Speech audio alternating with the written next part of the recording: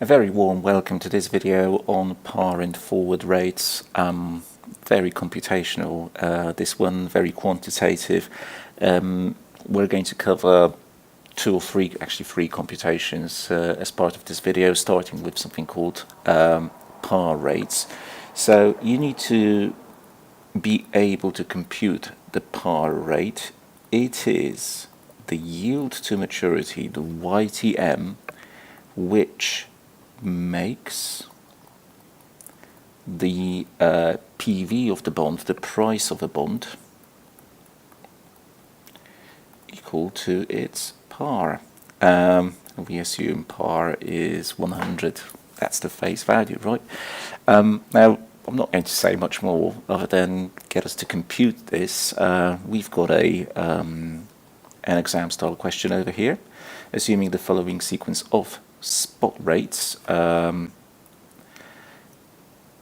with 1 to 3 years to maturity. So this is a 1 year spot rate, a 2 year spot rate, a 3 year spot. You could think of this as the YTMs, the yield to maturities on zero coupon bonds with accordingly 1 year, 2 year, 3 year to maturity, right? Spot rate and zero rate is the same thing. We discussed that in the previous video. 6, 8, 9% respectively. The par rate for a bond with 3 years to maturity is closest to.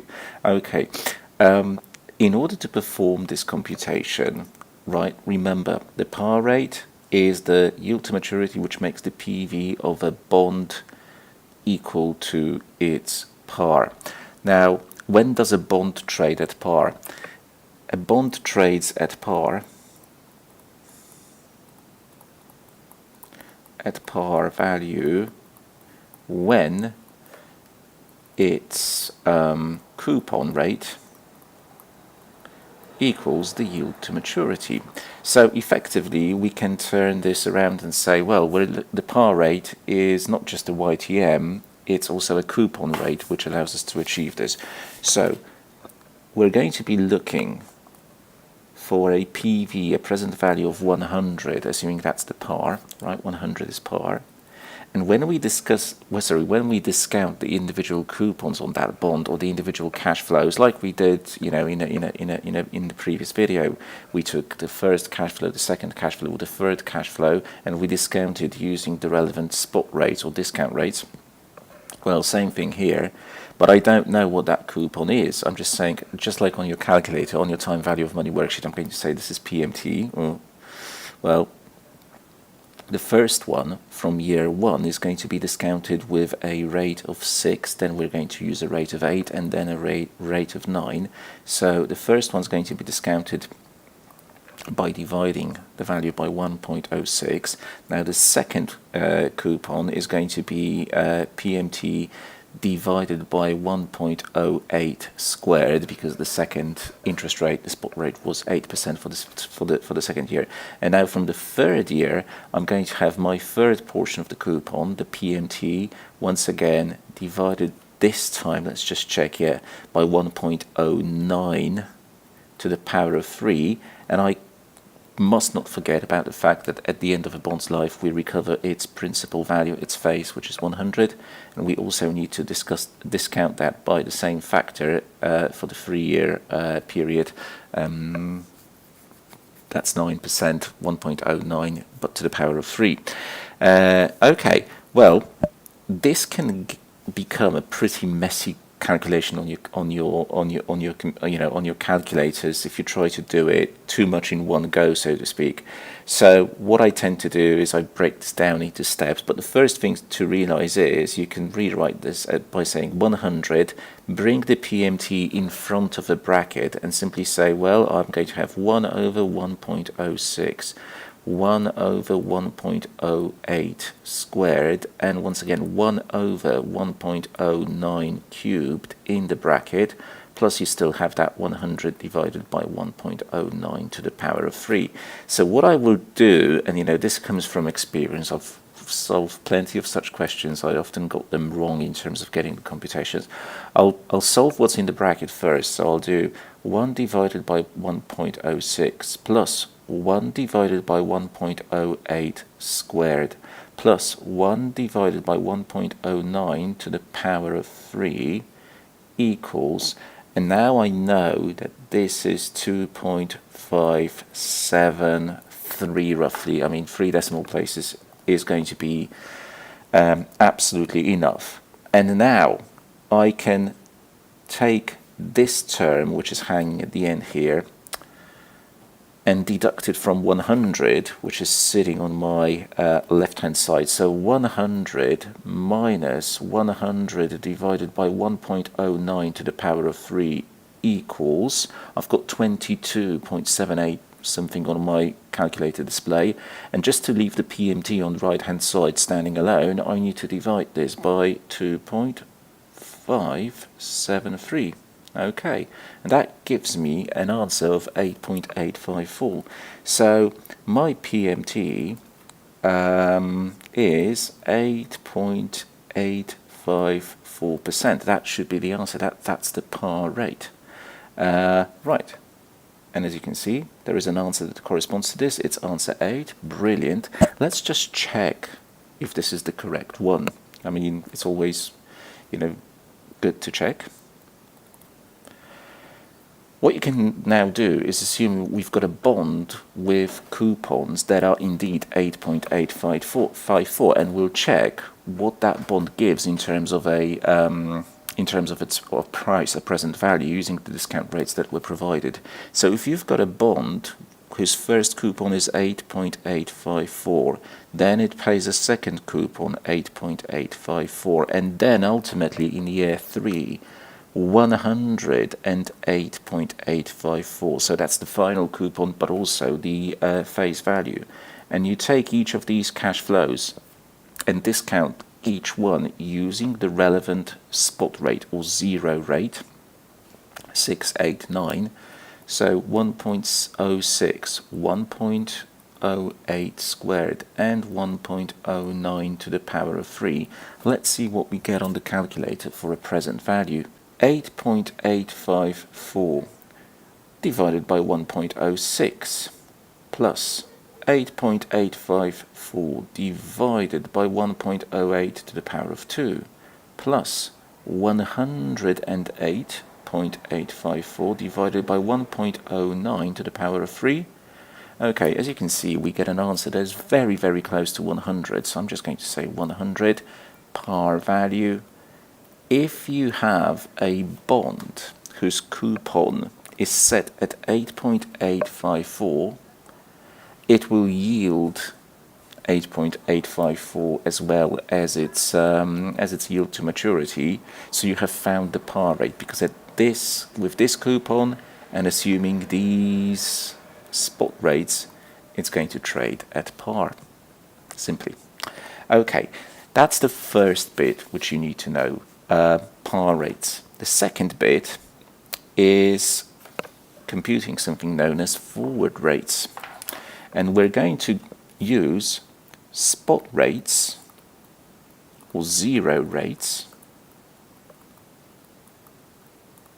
That's the yield to maturity on zero coupon bonds, to derive forward rates. But later on we'll also play around with doing the reverse thing. Okay, so for now it's forward rates. An analyst observes the following yields to maturity. Assume annual compounding on zero coupon bonds with various maturities. So once again, 3 maturities, 3 sets of yield to maturity, or indeed these are zero rates, or indeed spot rates. Zero rates / spot rates. We said in the previous video, that the best source of spot rates for a spot curve are yields on zero coupon bonds. Now we're asked for the 1y, 1y and the 1y, 2y implied forward rates. What are they closest to? Right. Okay. So let's get our heads around these notations. This means the 1 year into 1 year rate. That's how you kind of say it. But what it actually implies is the 1 year forward rate, 1 year from now. The fact that it is 1 year from now, 1 year from now comes from that first number. The fact that it's a 1 year forward rate comes from the second number. Let me show you what I mean, right? Let's draw a timeline, and that's T0, that's today, end of the first year, end of the second year. Okay. And I know that we can make an investment today which is going to last 1 year, and it will generate a yield of 3.86%, right? So we can easily invest today in a zero coupon bond that will mature in precisely 1 year from now, and it will generate 3.86%. The only risk that I face is default risk, but I'm assuming it's a default risk-free bond because it's issued by a credible government, from a developed market country, so no real risk at all, no reinvestment risk for the coupons, because this is a rate calculated from zero coupon instruments. It's a zero rate, so there is no reinvestment risk at all. I can get 3.86% if I invest my money for 1 year. But alternatively, I could just as well choose to invest for 2 years and earn a YTM of 4.1%. Obviously that's a compounded rate, but I could get 4.1% from investing in a 2-year zero.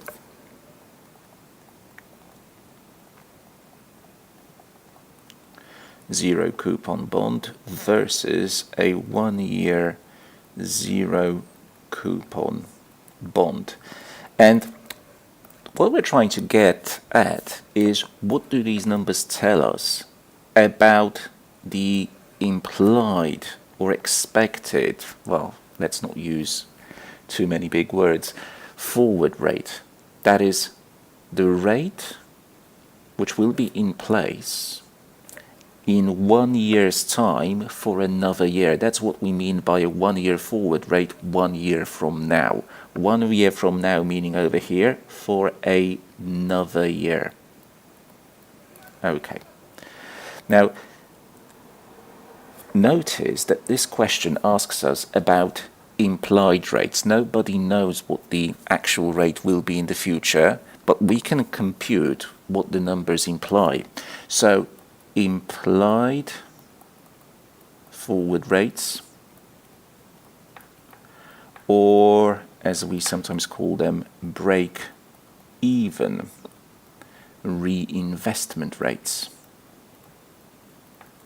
Because I'm going to ask the question, what would be, okay, if you've got an investor who has an overall 2-year investment horizon, they may go and put their money into this 2-year investment and earn a 4.1% per annum for 2 years in a row. Alternatively, they could put their money into a 1 year zero coupon instrument, in which case they would recover their cash after 1 year, and they would need to reinvest that money into another 1 year investment starting 1 year from now. What would that rate over here have to be in order for the investor to be indifferent between the two choices? Right? That's the question we're asking. So, on the one hand, you can invest today at 3.86%. So if you invested a dollar, let's say, that would grow to 1.0386 by the end of the first year. But then you would be investing again for another 1 year period at an unknown rate. Let's call it X. 1 plus X, because it's for another year, I don't need to raise to the power. So the money I got from the first investment, which earned some interest, I I roll forward into a second investment.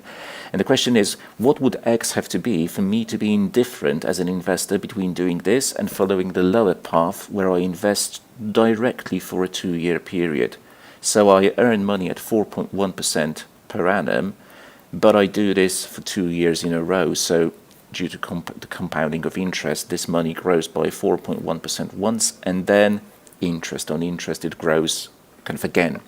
Right, as you can hopefully see, we've got one unknown here. So it's going to be, well, I don't know if simple, but we can easily compute this, I think.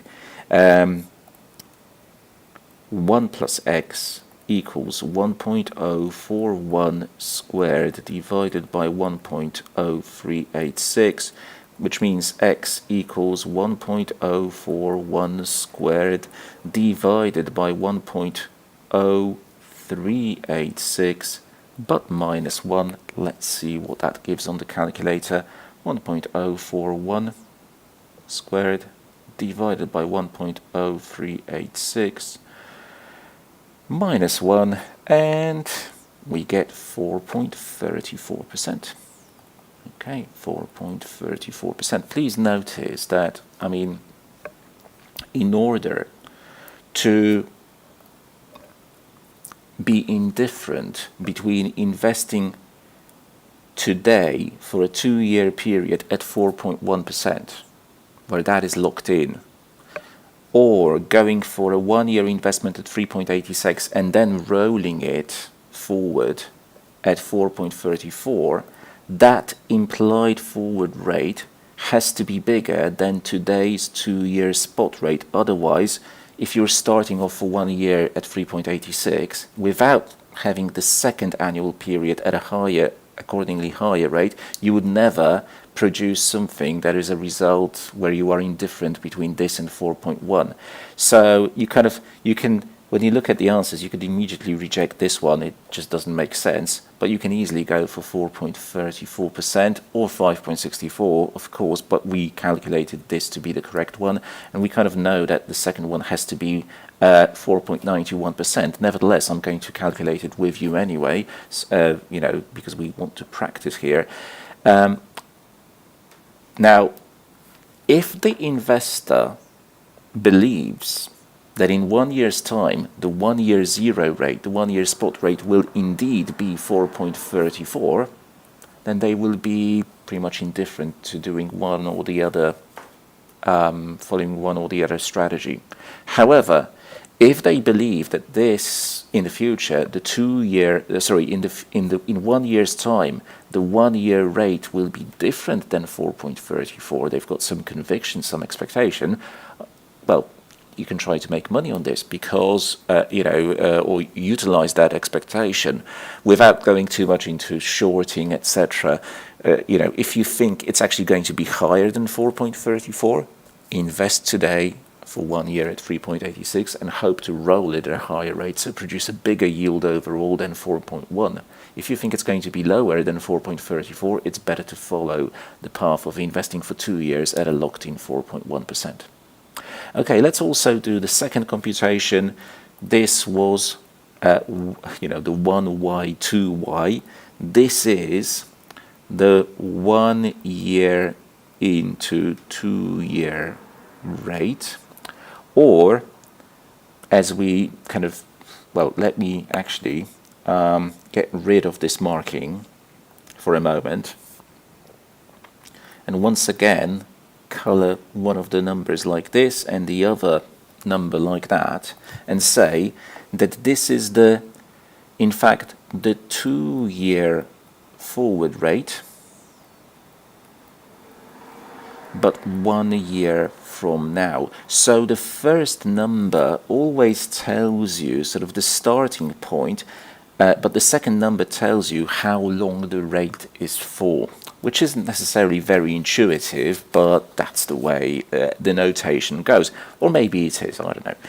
So this time around, if you draw a bit of a timeline and you've got T0, that's today, end of the first year, that's T1, and then I'm going to have T3 over here, and of course T2 somewhere in the middle as well. I need 3 years because this is a rate that is implied 1 year from now for a 2-year period. So we are effectively talking about this period of time on the time scale, on the time axis. That's our 1y to y rate. The rate will be quoted on an annualized basis, although it will relate to a 2-year period. We'll have to take care of that in just a moment. So once again, the point is, I could today invest for 1 year and earn a fixed 3.86%. We know that from the zero rates or the spot rates. Or alternatively, I could put my money in for 3 years at a zero rate of 4.56.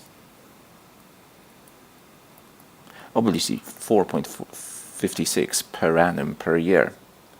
And I'm once again going to ask myself the question, what would have to be the rate to make me indifferent? Obviously this is the rate in 1 year's time for 2 years, to make me indifferent between going via this option or this option. That's the implied forward rate or the break-even reinvestment rate.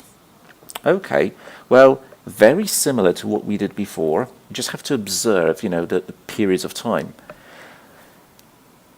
On two sides of this equation, I'm going to have the two strands. The upper strand means I would invest at 3.86, which would leave me with 1.0386. If I invested an imaginary hypothetical $1 or €1, I would have 1.0386 by the end of that period. And then let's give this an abbreviation, a symbol. Let's call this Y. I don't want to write 1, Y, 2, Y all the time. That's a cumbersome thing to write down. Times 1 plus Y, but to the power of 2, because this would have to go on for 2 years. And the bottom strand of my logic here, which is what I've got over here, gives me a certain 4.56% being earned for 3 years in a row. So, effects of compounding you see over here. Right.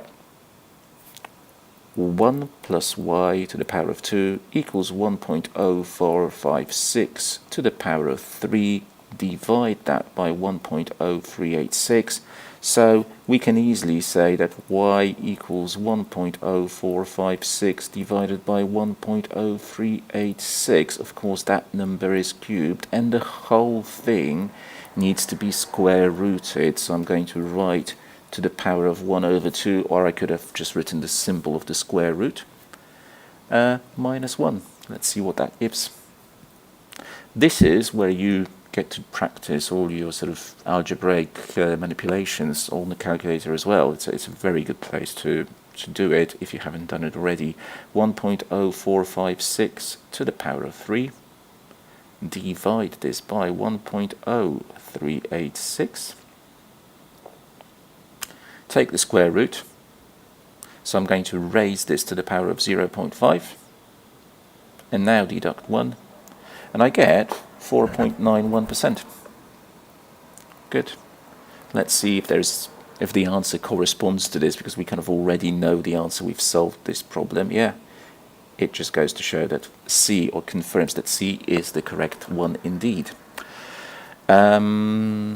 Right, and once again, please note that in order, if you're starting in the first year with a relatively low rate like 3.86, you need to make the rate for the remainder of the period, if you're reinvesting, accordingly higher to average out. Obviously it's not simple arithmetic average, it's geometric averaging, but to average out 4.56% over the 3-year period, to be indifferent between the two options. Now, one final bit in this video. I said we would not only go from spot or zero rates to forward rates, but we have to also appreciate that we can go the other way.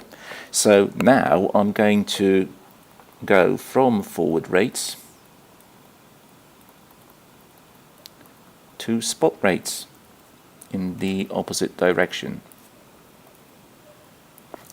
So, using the same numbers as I had before, so looking back at the question, I had, for example, a zero rate for a 1 year maturity of 3.86. I'm just going to write this down as 0y, 1y. It's a 1 year rate starting now at time 0. So effectively the 1 year spot rate. You can write the 1 year spot rate as using this this notation as well, right? It's the 1 year spot rate or the 1 year zero rate, 3.86%. And we also computed two forward rates over here. So we had a forward rate for the 1 year forward rate 1 year from now, 4.34. We had that one. And we just a moment ago computed the 2 year forward rate starting 1 year from now. Remember, this is when you start, and the second number is how long the rate kind of applies. And that was it was this 4.91 that we computed just a moment ago. So what if in the exam you were told these are your rates, one is a spot rate, the other are forward rates, can you please compute a 2 year spot rate using these numbers? By the way, a 2 year spot rate will often be abbreviated as or symbolized as a Z2 for the 2 year period. Z is kind of the zero rate or the spot rate, although the Z and the 2, at least when I write it down, look very similar. How could you do this? Well, it's quite simple. You'd have to utilize this number and this number to say, well, you're kind of working around the same concept as before, utilizing absolutely the same logic as before. If you invest money for 1 year at the current spot rate, you end up holding 1.0386 at the end of the first year. And then when you roll that forward at an implied rate of 4.34, 1.0434, you end up with some total, some product of these two. And that should be the same as 1 plus the Z2, the spot rate, raised to the power of 2. So Z2 becomes effectively Z2 becomes quite simple. It's 1.0386 times 1.0434. Now square root this and deduct 1. 1.0386 times 1.0434 equals, now either square root, we've got a key for that, or raised to the power of 0.5, so half. Deduct 1, let's see, it gives more or less 4.1%. Let's check that. That's absolutely right, because we were given the spot rate to start with. It was, we calculated the forward rates, the implied rates based on spot rates, so it's no wonder that we arrive at the number from which we started. And let's just try to also compute the 3 year spot rate. So that's going to be our Z3. Okay, let's see if we can do that. I mean, you should be able to do it using the numbers that you see up here. This time you're going to utilize that first number again and the second number, effectively to say that if you put money into an investment earning 3.86% for 1 year, it will grow to this much, and then if you reinvest it at the implied rate for another 2 years, an implied rate of 4.91%, so 1.0491 this time squared, it's going to be equal, or should be equal, to 1 plus z3 to the power of 3. Okay, so z3 is 1.0386 times 1.0491 but squared, and you take, well, you raise this to the power of 1 over 3, or you take the root with the relevant exponent and you deduct 1. 1.0386 times 1.0491 squared equals, raise this to the power of open bracket 1 over 3 close bracket minus 1. Okay, I get 4.56 more or less. And let's check once again if that is at all close to what we had for the spot rates to start with. Absolutely. As you can see, these numbers, well, we've done a check. We've gone both ways. We've gone from spot rates to forward rates, and then once we were presented with forward rates, we can go back to spot rates. In the exam, you have to be ready for going either way. I guess there are questions in your curriculum and examples in your curriculum for doing this either way.